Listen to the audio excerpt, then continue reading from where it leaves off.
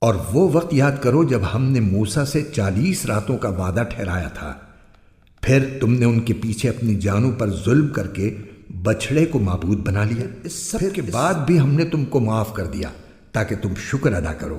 اور یاد کرو جب ہم نے موسیٰ کو کتاب دی اور حق و باطل میں تمیز کا معیار بخشا تاکہ تم راہ راست پر آؤ۔ اور جب موسیٰ نے اپنی قوم سے کہا تھا کہ اے میری قوم، حقیقت میں تم نے بچھڑے کو معبود بنا کر خود اپنی جانوں پر ظلم کیا ہے، لہٰذا اب اپنے خالق سے توبہ کرو اور اپنے آپ کو قتل کرو، تمہارے خالق کے نزدیک یہی تمہارے حق میں بہتر ہے۔ اس طرح اللہ نے تمہاری توبہ قبول کر لی، بے شک وہی ہے جو اتنا معاف کرنے والا، اتنا رحم کرنے والا ہے۔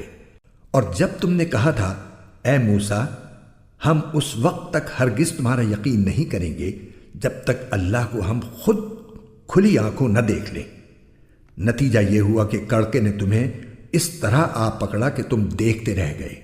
پھر ہم نے تمہیں تمہارے مرنے کے بعد دوسری زندگی دی تاکہ تم شکر گزار بنو، اور ہم نے تم کو بادل کا سایہ عطا کیا اور تم پر من و سلوہ نازل کیا، اور کہا کہ جو پاکیزہ رزق ہم نے تمہیں بخشا ہے شوق سے کھاؤ۔